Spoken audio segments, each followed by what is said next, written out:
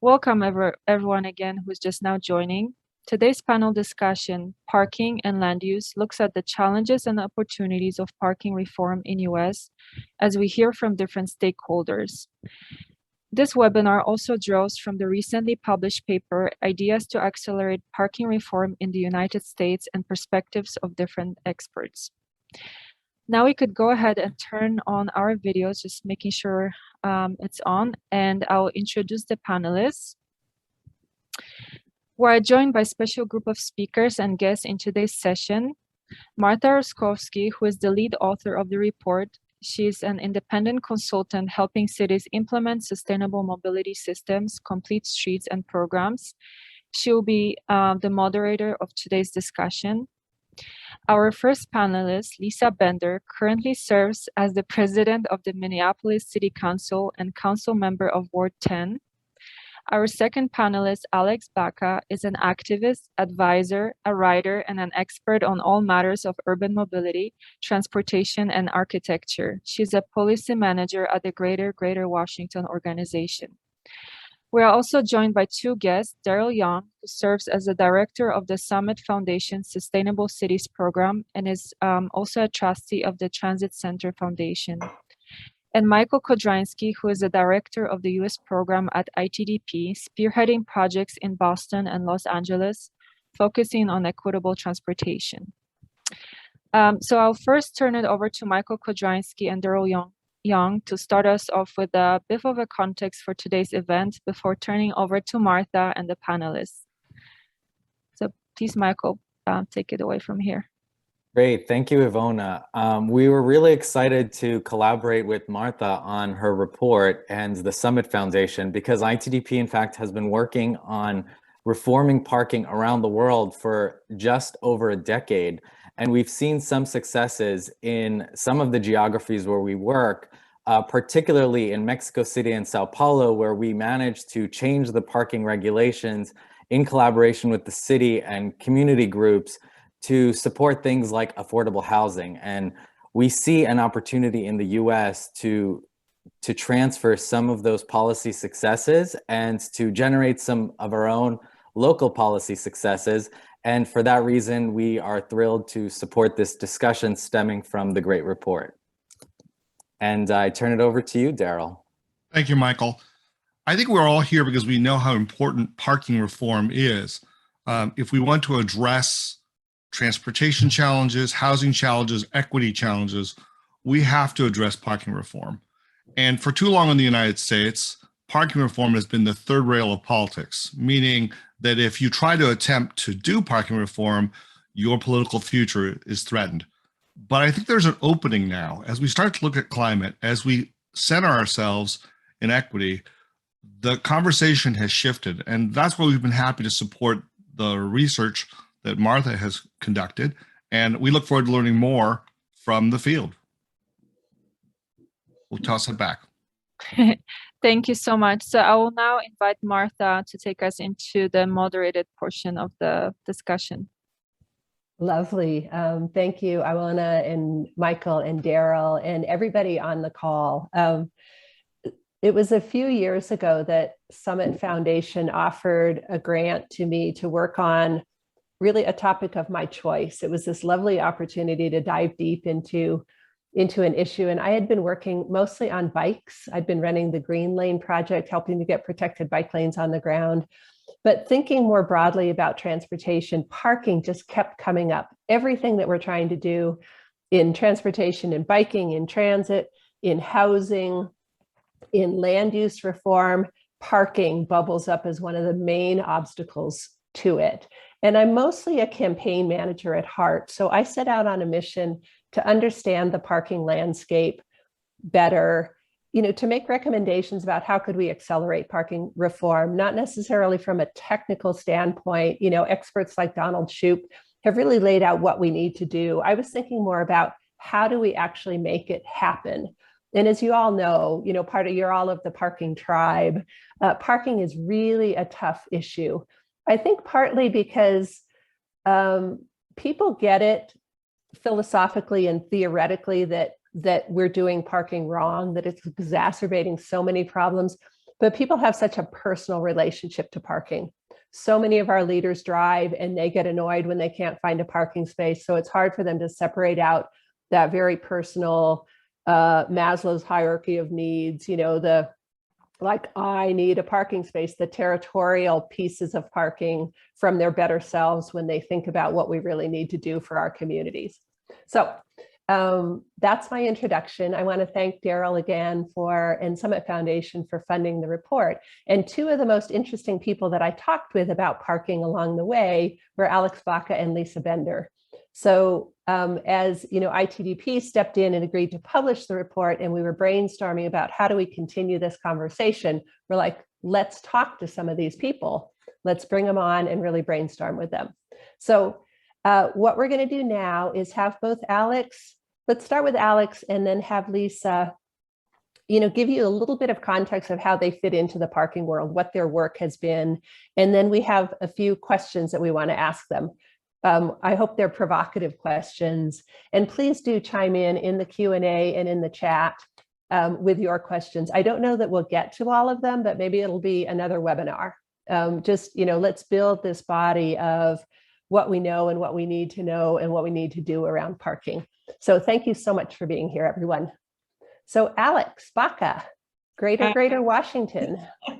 Hi, Martha. Thanks for having me. I work for an advocacy organization. We're a nonprofit. We are funded by foundations. We are funded by donors. We are funded by some corporate donors. So pretty standard nonprofit stuff. As policy manager, I work really closely with different branches of government. So in DC, that's the DC Council, and then the mayoral administration and the subsequent departments. So I work with the LISA equivalents in my city as a sort of resource, but also sometimes as an organizer, sometimes as, sometimes I have to push on them a little bit. You try to meet the situation where it is. Greater Washington's priorities are more housing, more affordable housing, fair access to more housing. We really want to see the reduction of single occupancy vehicle use. For me, I approach this by looking at land use first and foremost, rather than just, doing the sort of technical side of transportation and housing. So parking is really, really relevant. I think, we'll talk a little bit more about the third rail question, but for me, so much of how parking comes into my job is that I just have to deal with it. I have to deal with people's thoughts about it. It comes up when I'm talking to elected officials. It comes up when I'm talking to city, appointed officials. It comes up when I'm talking to even people in, the base of GG Washington or Greater Washington, right? The people who support us, that support our ideas, they have questions about parking. So for me, it's kind of it's never really been a third rail. It's always been there. It's always been something that has to be dealt with. One way to deal with it is by not dealing with it. We might dive into that a little bit more, but that's often how it touches my work, is that if we are gonna hit these goals that I just, the things that I identified that are important for my organization, parking necessarily comes up. And so whether or not we're parking experts, we have to deal with it. So that's the very, very base level, I think, of how that comes up in my job. Thanks, Alex. And yeah, as I talked to a lot of people, I found that very few people were actually self-identified as parking reform advocates. It was always accidental. It was something that they have to deal with in order to achieve their broader goals, what they want to do. I mean, I love that the Parking Reform Network is finding all of those people that really are identifying as parking reform advocates, but most people are working on something else, like housing, a whole host of other issues that parking touches. And Lisa Bender, you have just done fabulous work in Minneapolis from a policy perspective, pushing things. So we're so happy that you're here. And can you give folks just, kind of your bona fides on parking reform, because you've done quite a bit. Well, everything I've learned about how cities work and should work, I learned as an intern at ITDP in 2001, 20 years ago. So if there are young folks on this call, ITDP is a place where I found my professional home early in my career, and truly learned so much and I've continued to be so inspired by the organization's work. And I didn't tell anyone from ITDP I was going to say that, but I love sharing my intern story because, the foundation of all of the things that we're doing in Minneapolis are really similar to the work that I know all of you are leading around the country and ITDP around the world, which is understanding how public policy is designed, who is it designed to serve, and what outcomes is it truly, at its core going to get us. And it was transformational for me as a young professional person to see the work that ITDP was doing around the world in cities where the vast majority of people would never be able to afford to own a car. But global lending institutions and powerful government entities in all these different countries were building road systems that were designed to serve the tiny, tiny fraction of the most wealthy people. And I think at the end of the day, even when we're looking at, local ordinances, that's the question I'm always asking myself is, who is this designed to serve? What assumptions is it making and what outcomes are we going to get? And I think, so that's how I got my start. I also have a master's degree in urban planning, urban and regional planning from UC Berkeley, and I ran for office here in Minneapolis in 2013 after spending some time in New York City and San Francisco Bay Area, learning from really smart transportation advocates. I helped start a local transportation advocacy group here, which is now called Our Streets Minneapolis. And I was working as a planner when I decided to run for office back in 2013. So I'm in my 8th year serving on the Minneapolis City Council. In that time, we have incrementally, but now completely eliminated off-street parking requirements for residential uses and significantly reformed off-street parking for commercial uses. We have passed groundbreaking policy on housing, renter protections, worker protections. And we've done it because the advocacy community and the public, my constituents, are working together to build a positive vision for the future. And the way that parking fits into it is that, as Martha talked about and others have talked about, it is so often a barrier to getting to the vision that we really want to achieve. So it's not about parking, it's about affordable housing, it's about climate justice, it's about transportation access and equity. It's about how we're designing the systems to achieve those outcomes, or by default, designing systems that are never, ever, ever, no matter how many times we say it, going to get us equitable, sustainable solutions. And those ordinances passed unanimously. 13 members of the Minneapolis City Council and 2 different mayors approved 2 different parking reform ordinances, ultimately eliminating parking requirements for residential units. So wide support. So Lisa, before we dive into our questions, I have, how's it going in Minneapolis? Like, did the world end when you changed parking policy? Like, people sometimes think it's going to, ruin the city. What's, has there been a lot of pushback? And really, has it changed anything on the ground yet? That's several questions bundled in, but okay. Of course. You can't talk about Minneapolis without acknowledging what's happening here around racial justice following the murder of George Floyd by our police department. So like all cities, we're grappling with the pandemic. We are grappling with deep racial injustice, and we're grappling with recovering from all of those things at the same time. So, you just can't talk about Minneapolis without acknowledging that context and all of the work that we have to do to really reach those deep questions around race, equity, and justice. But that said, all of this work that we're doing around housing, around climate justice, it all is connected.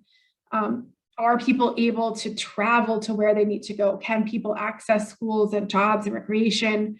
Our city is cut up like so many by arterials and freeways that choke neighborhoods and result in poor air quality in our lowest income neighborhoods, as well as limited access. The things that we have done are very incremental. And we have, specifically on parking, specifically on off-street residential parking requirements, we do have a maximum downtown, but throughout the rest of the city, we eliminated minimums. So we're not limiting parking. We're allowing the market to build what it wants to build for now as this step. So for now, the change is very, very incremental, and it responds to the environment that it's in parts of the city, like where there's a high demand for student housing near a university, where along light rail lines, those buildings are not building as much parking. In a lot of neighborhoods, we're a fully built out city. The only way you can possibly build urban infill projects that are small and neighborhood scale is to do so with, whatever surface parking fits in the back of the lot. And that's actually what inspired me as a council member. I mean, I'm a planner, so I get how all of this is connected. But one of my constituents came to me early in my time in office, immigrant business owner. He owns a furniture store. He wanted to redevelop his own site, which is not super common, right? We tend to have big developers with architecture firms and lawyers and stuff because we make it so hard to build cities in general. So, but he couldn't build a new building with the current, at the time, parking requirements that required 1 parking space per unit. It's just one of many, many examples of the places where there's a perfect location for mixed use or additional housing, where housing is needed. We are a growing city. We had a very low rental vacancy rate at the time, dysfunctionally low, which just exacerbates rising housing costs and pushes our lowest income people into substandard housing.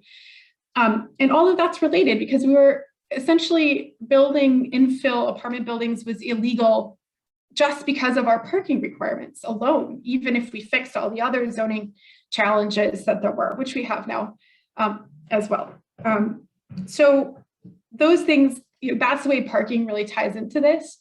The on-street parking is a whole different thing and a huge part of the conversation about how we're redesigning streets. We adopted a complete streets policy, a Vision Zero commitment to eliminate deaths and major injuries from crashes. And parking is often the very, very big topic of conversation about how we design streets and trade-offs between transit, greenery, biking space, walking space, and parking. And we're still working through that, but we have also set up a lot of policies and adopted a new transportation action plan, which commits us to building a robust transit network, which commits us to building a robust bicycle network that you can't achieve without making some tough decisions about parking. Great, thank you. And it's really good to always remember, put parking in context of our bigger social issues. It's not, it's something we have to deal with, but it's not the most important thing that cities are wrestling with right now. So I wanted to follow up a little bit on that question.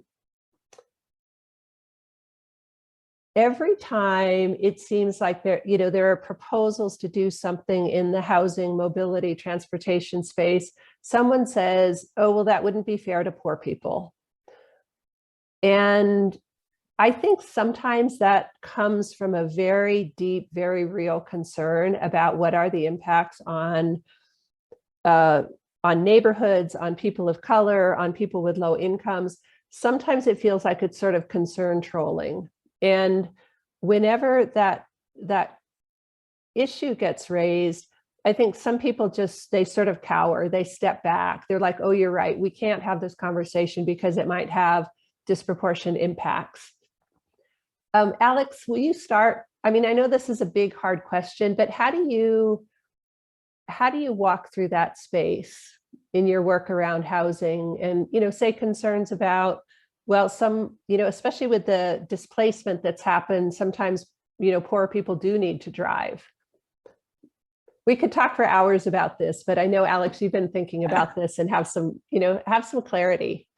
Sure. I mean, I think so much of my job is a big mix of like lobbying and policy work and organizing. And, I have like a weird advocacy job, right? But so much of that, I think, is most successful when I meet people where they are.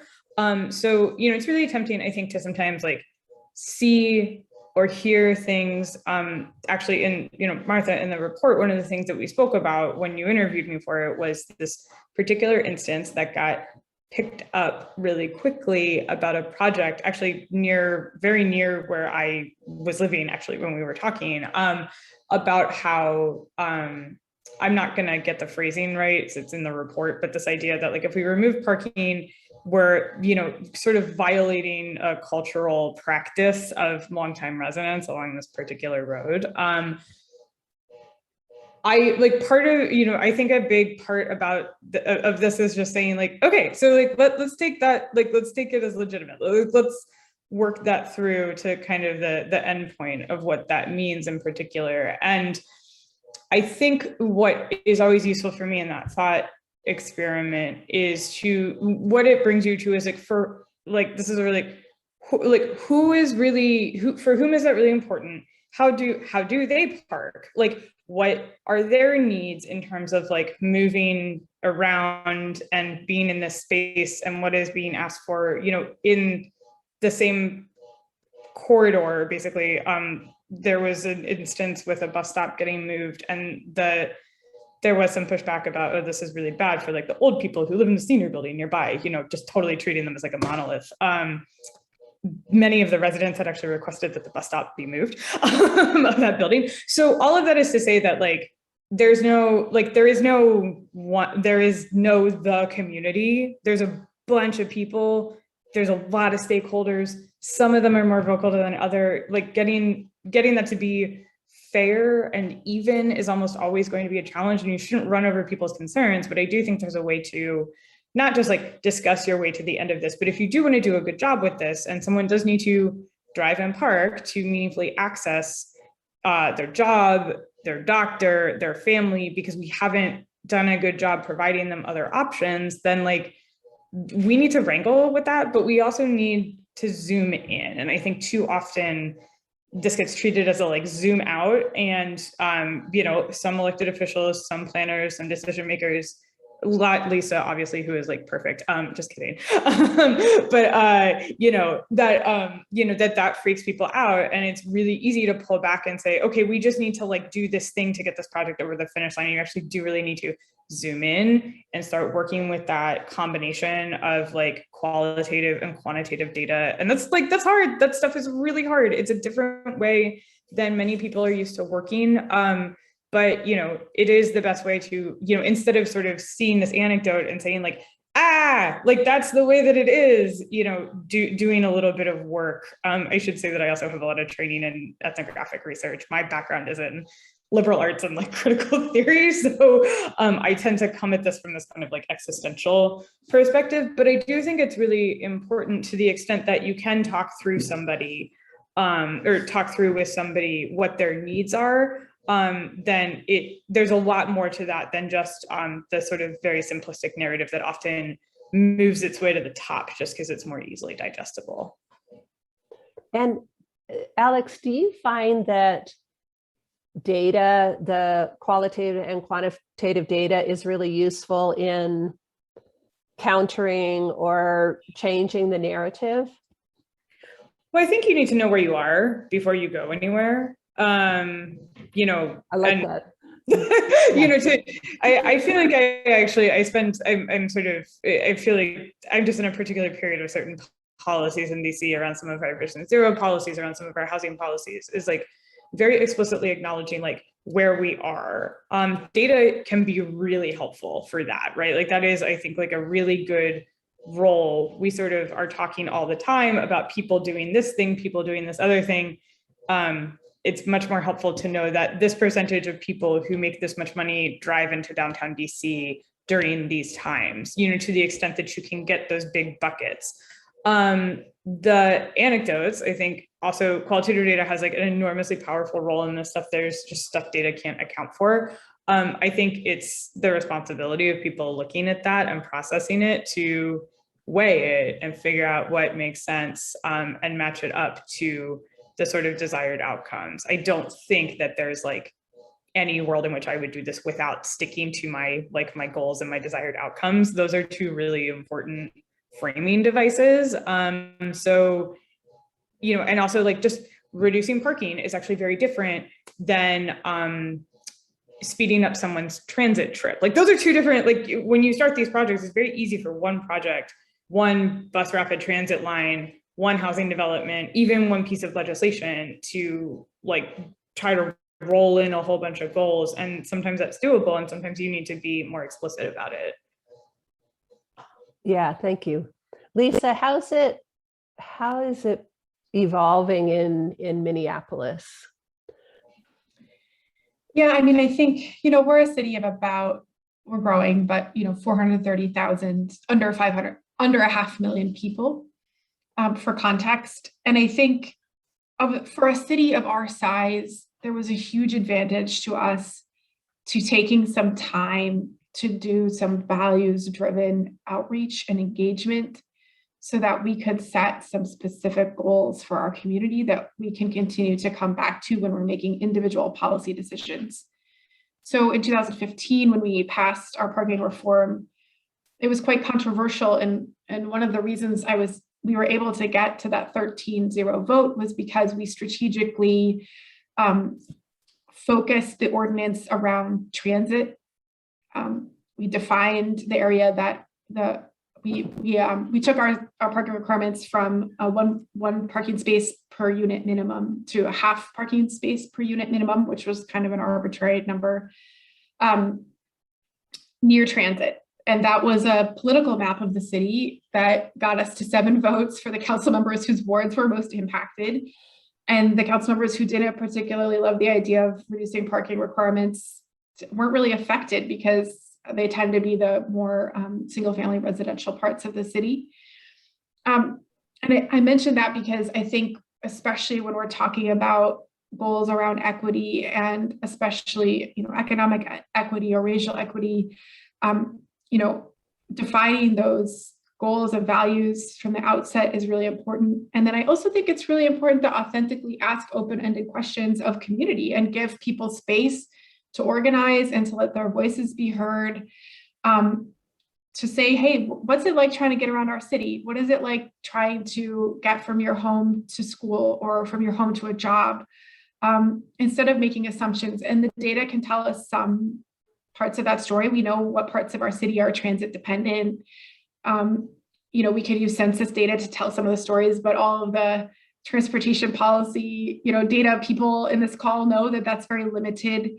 I think it actually really matters how people are experiencing their city and what their hopes and dreams for their community is, and asking folks about that in language that's accessible is really important. We had staff go and do small group discussions with culturally specific communities in languages other than English to just have these open-ended conversations about what are the biggest challenges facing our city, what do you want it to be like, what is it like now? And it's not perfect, but it gives us a starting point to see how are we kind of working toward those big goals. I think too often, we know that the professions of planning and engineering and government, they're institutions that have racism baked into them. They tend to be very technocratic. They tend to use big jargony words, and they tend to have a legacy of communities, of a lot of harm done to communities who weren't truly involved. And I think that it's really important that we not continue to repeat those mistakes as the professions, and that sometimes that means taking more time, sometimes that means taking a step back. And I just recognizing that even within, the simplest system, that underlying reality of racism is there. Our local Sierra Club just published a set of interviews with folks who talked about what it's like to walk or bicycle in our city who are Black. And far beyond the infrastructure issues, there are racial justice issues that are just, present for folks. And I think we have a particularly bad problem here. But I think for any community, understanding, what are the unique needs and circumstances of your community? There are places all over the country where a lot of folks are driving because there's literally no other way to get somewhere. And that's a valid need, to be able to get to a job. And it's because our system has failed. Our system has failed to build housing near transit that's accessible to jobs. And so as we're like working toward building those systems, we can't punish people for trying to exist within them. But at the end of the day, it's all about choice. There's plenty of affluent people who have a million choices in the world who are driving because they're choosing to, because we haven't made transit or biking or walking competitive for small trips, because we haven't really made it safe, because we haven't really made it accessible. And there are lots of low-income people who are experiencing our transportation system in a devastating way, who are spending hours trying to get to basic services and needs. And none of that is okay. So I think at the end of the day, to like cut through all of that, that was a lot, but it's focusing on our values and defining them from the outset, using data, but making sure that we're also talking to community and really actually listening and involving people in the decisions that their government is making. Whew. Alex, you had said when we were doing a planning call that you wanted to ask Lisa questions. Do you have a question for Lisa to follow up? That was a lot, Lisa. That was really great. No, I mean, I think we kind of codified a lot, in our prep call for this, which has been great. And it's, it's so interesting to sort of like Minneapolis and DC are really different cities. There's a lot of non-US people on this call, which is really cool. The magic of ITDP, which is amazing. And some of the stuff that we're saying is maybe not necessarily going to resonate in that fashion. So not so much like questions, but just like, how do you, in some ways, like, how do you see, Lisa, some of this stuff playing out in the future? I think the City Council of Minneapolis and a lot of your regional planning bodies have really shifted the playing field. But what does the future of this look like? Yeah, I mean, more than anything right now, I see a huge generational shift happening. And, when we had public hearings about our big master plan, I'm 43. I was a little younger at the time and significantly less gray just a couple of years ago. Parking will do that to you. Yeah. But every person my age or younger spoke about the urgency of climate change and the urgency of climate justice. And we all understand that we have to go far beyond individual choices to address the devastating systematic climate impacts that are happening right now. And that as more and more floods in New York City or hurricanes and fires, as people start to see the impacts more and more, I think it is causing, more and more people to think about what are the solutions.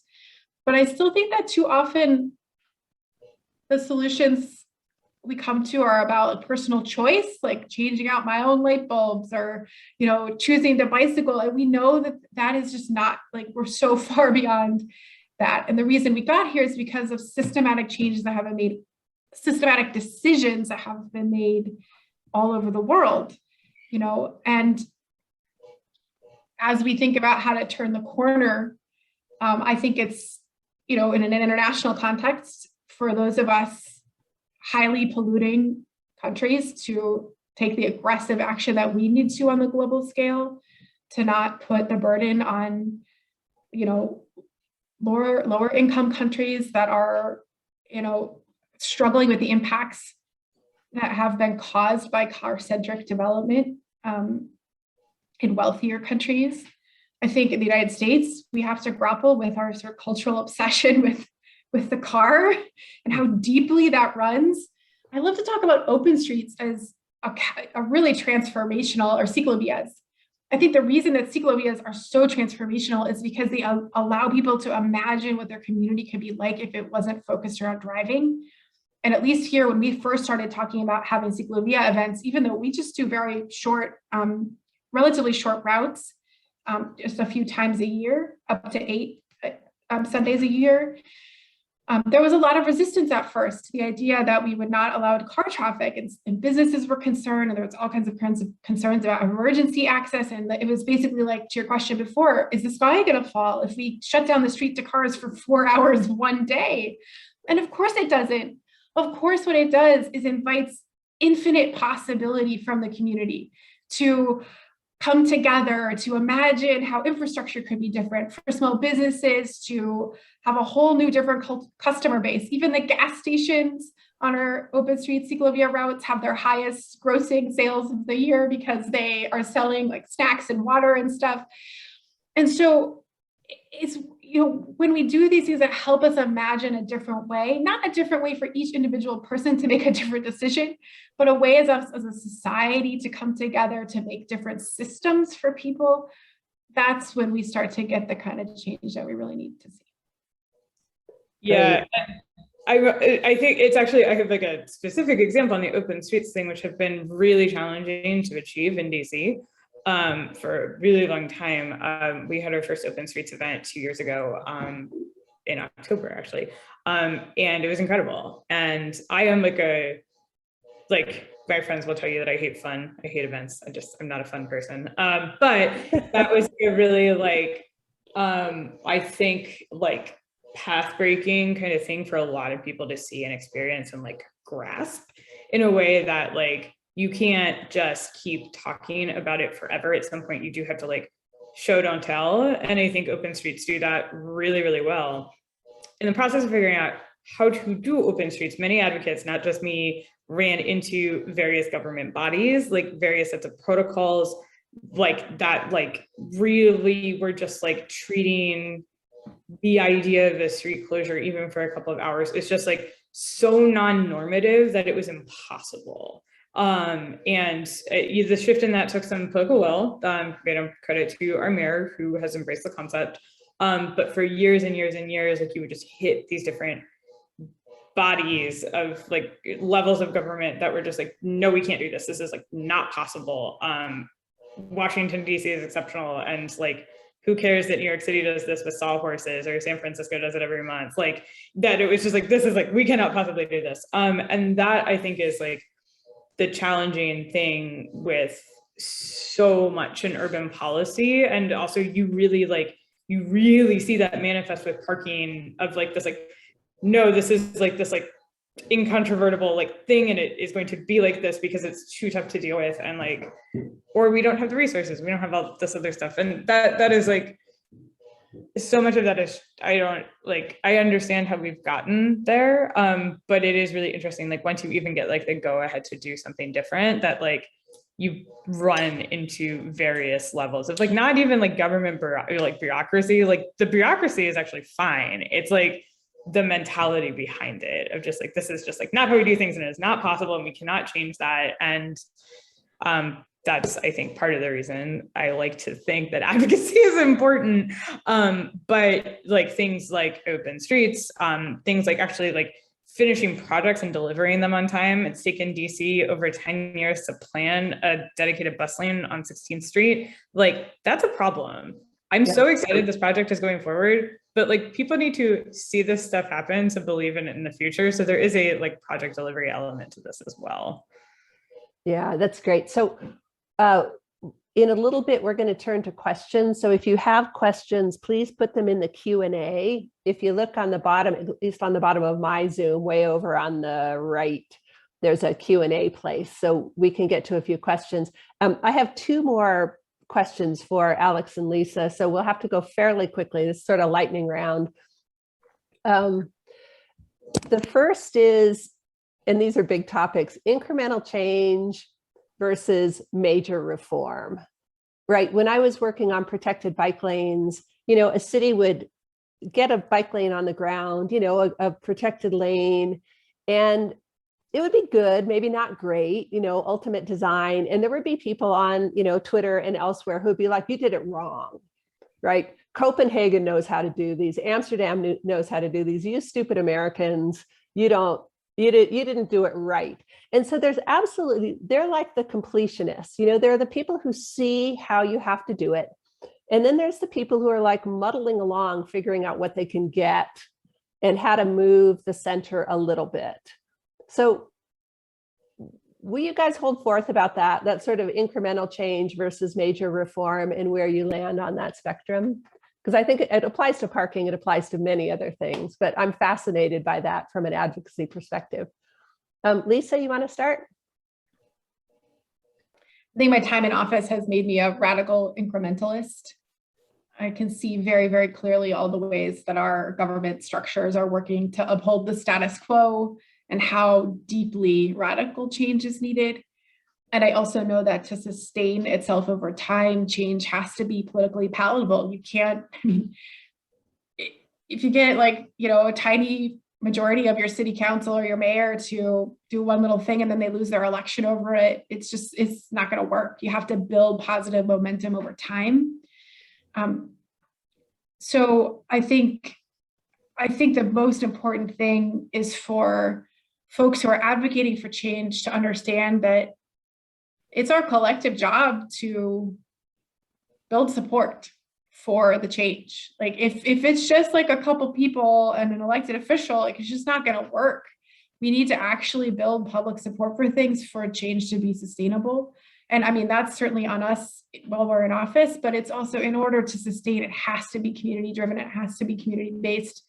And as someone with an advocacy background who's in office, like sometimes that means me saying like, I can't do this unless the longer I'm in office, the more I find myself saying, I can't take this vote unless you kind of like show up more and help build more grassroots support for this thing. Because no matter how much I may want to like, do the right thing, I know that we have to build sustainable public and political support.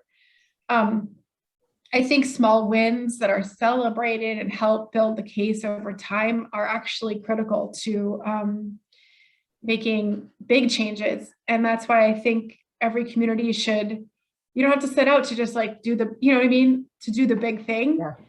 I think that you have to get it right though. You can't do things like halfway. I mean, a half-built road that isn't working for anyone is terrible, is the worst possible thing.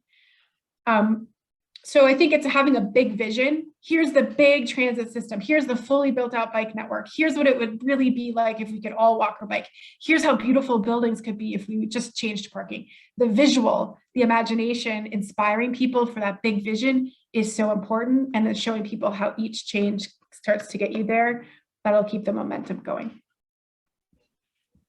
Yeah, I mean, I think what we're really talking about here is changing norms. And that's so hard and scary. And so, on one hand, a city can do a parking study and there may be some like immediate backlash, not by any means from like even like constituent majority or whatever, but by enough people to make either the planners or the electeds or whoever like feel even uncomfortable with the prospect, and that's real.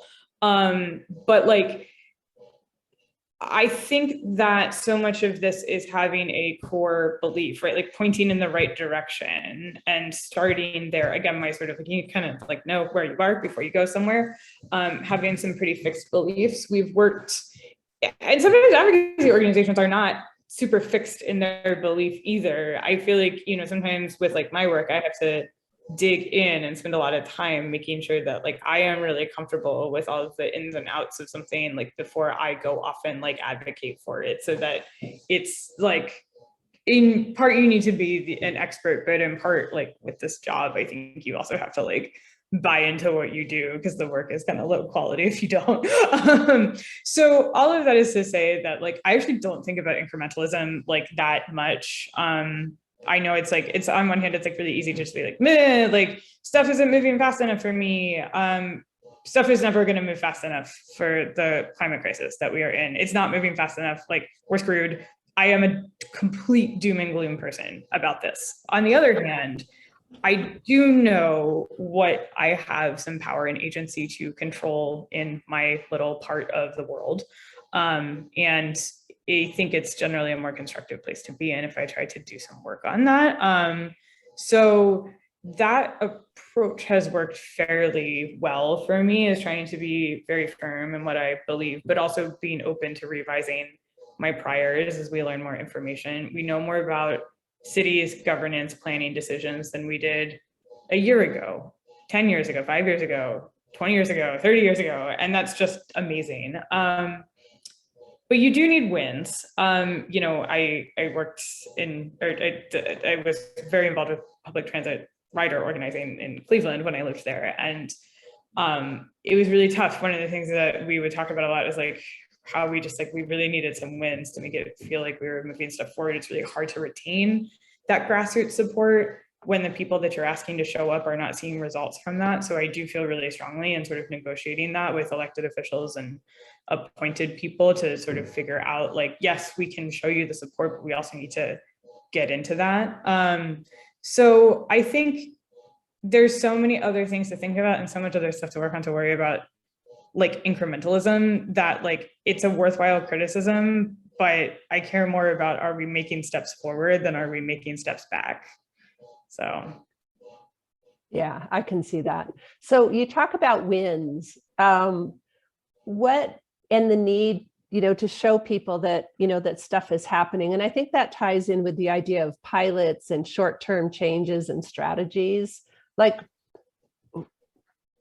what is it that you can celebrate? Is it, I mean, clearly big policy changes, but, more pilot projects, parking days, open streets, what are the visible things that we can do to rally more people around the idea of parking?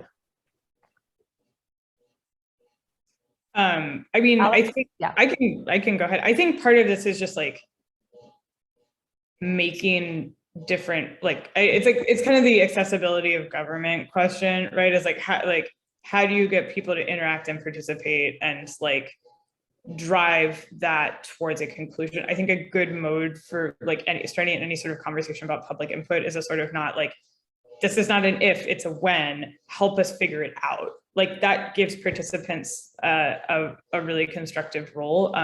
I believe very strongly in representative democracy. I want my elected officials to do what I elected them to do. I don't necessarily want to be organizing people to show up for every single small thing. There is an element of this that is really important, of like, we are empowering the people in charge to do that. That's kind of the power shift. It's really a political choice. So that when you do need the grassroots support, and it needs to really like be clear and demonstrate like what the desired outcome is, that you can do a really good job on that.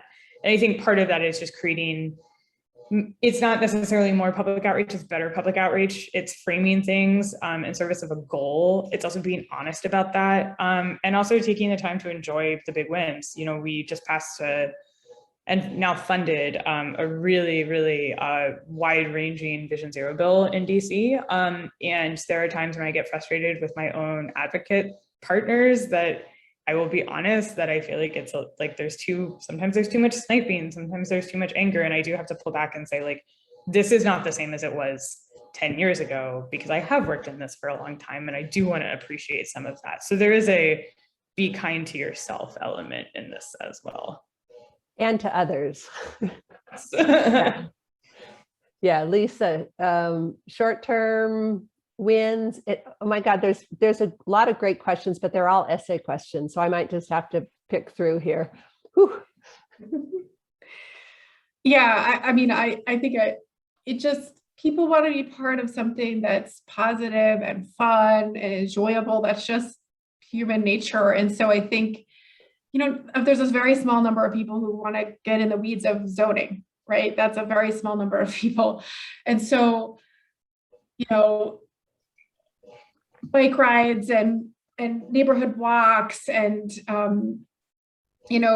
celebrations about what streets could look like, the positive vision about why housing is needed. And I think all of that also helps build broader coalitions. The only reason we've gotten all of this stuff done in Minneapolis is because we have a very broad coalition of just people, and also environmental groups like the Sierra Club and transit organizations, transportation groups, race equity groups, housing folks who are all understand the interconnectedness of these various issues, and who will show up and support change, even if it's not in their niche of their organization's purview, it's narrow focus. And I think that has been the power of how we've been able to make change. Yeah. All right, I think I'm supposed to invite Daryl and Michael to see if they have questions. And I think they may be brief, and we may want to still pick a question from Q&A. But I agree. There are so many good questions. I think we should yield it. Why don't you pick a question from Q&A? I was struck by the person who's from Latvia talking about how it's really hard. I'd be interested, what can we take from European success that you've seen, and how does it apply to the United States? If that's too obscure a question, I'm happy to yield to the other questions as well. I mean, I think like for me, I always want to be kind of like collecting information, right? Like that's part of, I said earlier that it's important to me to also challenge my own priors. It's important to learn more. So, you know, if we are exploring major on-street parking reform in Washington, D.C., which I cannot say may or may not happen in the future, then that's important to me to have a sense of like what is going on in other places so that I can know what might have some purchase here, what might not, what's out in the world. There's not like a ton of like new ideas in this space. Also, it's true like housing. We know a lot of the solutions. Lots of places are doing things, maybe not at a huge scale, but we know a lot of the stuff that we're already, you know, that's already happening. There's smart people in this world. Many of them are on this call. So to the extent that there are organizations like ITDP devoted to this kind of resource sharing and putting that stuff together. So it's like less about like Europe and the US and more about like, hey, somebody's doing this cool, relevant thing. I should probably be apprised of it so that I can speak as a, you know, that's my job. Like I want to be doing my job well. And that's how I would kind of approach that. Can I just do one quick follow-up? Yes, Carol. All right. So what I was intrigued with is that a number of cities in the United States are looking at congestion pricing and in fact zero emission zones. And we know that in London and other places, the cost for driving into a downtown area removes the need for parking. And I'd ask this to Lisa, do you think that that's something that's plausible we could see in the next 5 to 10 years? And does that become a fulcrum for us to advance our parking reform ideas? I mean, this is probably selfish, but the lesson that I like to take from a lot of European cities is that of course, they have much longer history. They have a different urban development pattern than a lot of US cities, but they also became very car-centric. And they made significant changes in mode shift and behavior by doing systematic policy change, much more aggressively than US cities. I do think we need to take that kind of approach. That the fundamental notion that driving and parking and all the things related to car travel should be cheap and easy and essentially experience it as free is what's holding us back from even thinking about meeting climate goals. And that's where, that's the next phase of climate policy in US cities, is just really calling the question and saying, but that comes at the election time. Like, we have to build support to elect people who say, you know what, yeah, we need to make it more expensive to drive in our city if we want to meet our climate change goals. And there is not a US city that even in our most transit-oriented US cities, the big ones, which have the best transit systems, I don't think you're going to see a lot of people running for office saying that. Right. They're not doing it. Yeah, not a great campaign slogan, right? I'm going to make it harder for you to drive. It's a political problem because it's a problem of, it's not something that, politicians can solve. It's something that we as a community have to come together and figure out how to shift the narrative so that it's not, a crazy thing to think about running for office on a real climate justice platform. We're not there yet, but I think that's why I imagine, when I hear people talk, I think we're getting there. Yeah, I think so.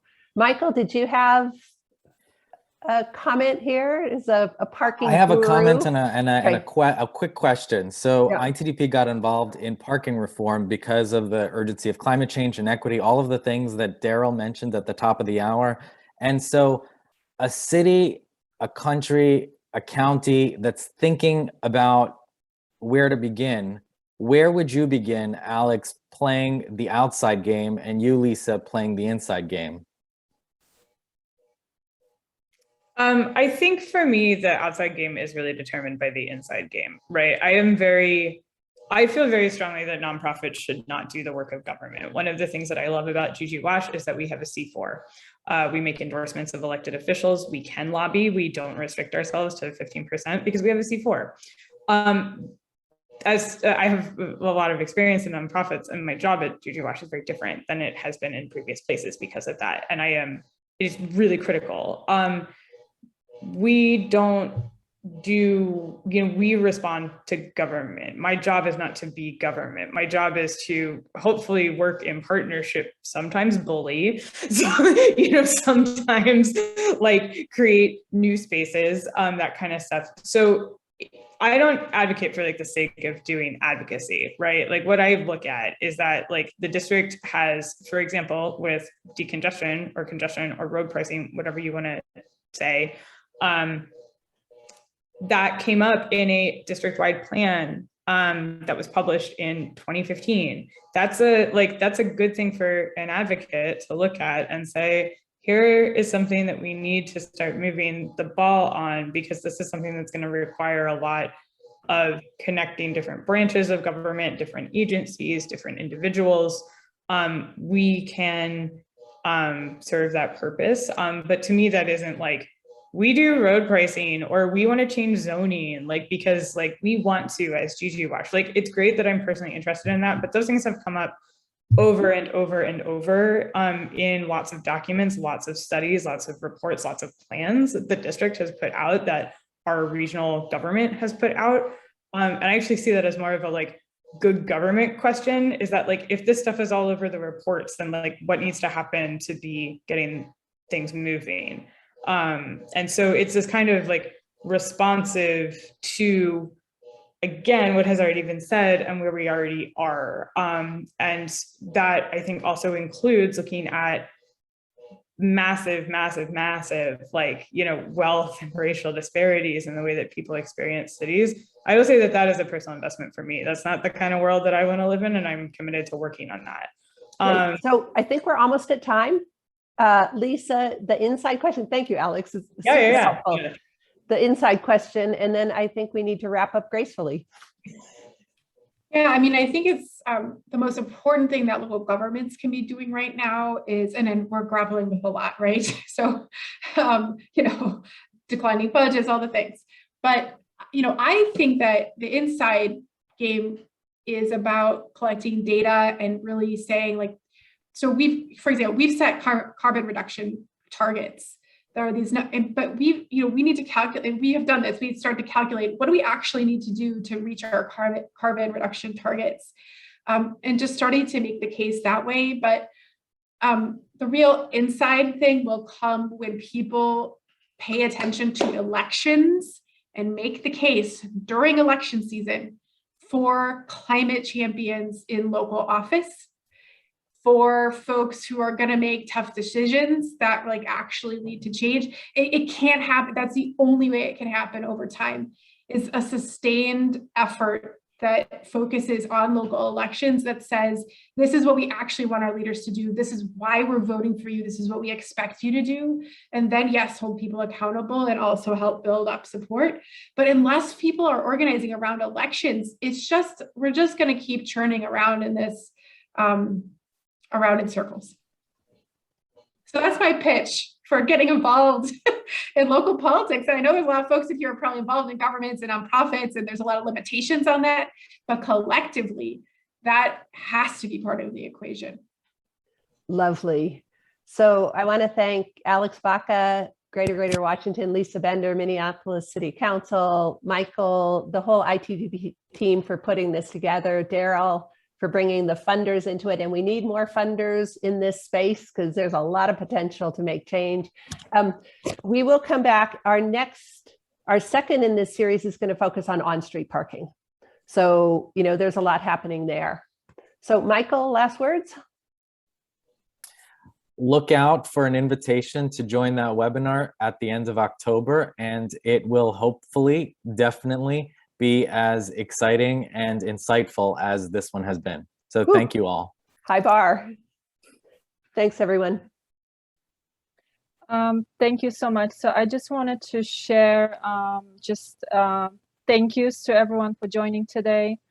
of course, our panelists, our attendees, and I just wanted to make a quick plugging about our upcoming event that will be held on October 6th for the Mobilize Jakarta kickoff event in the series. Mobilize is an ITDP's annual programming highlighting the winner of the Sustainable Transport Award.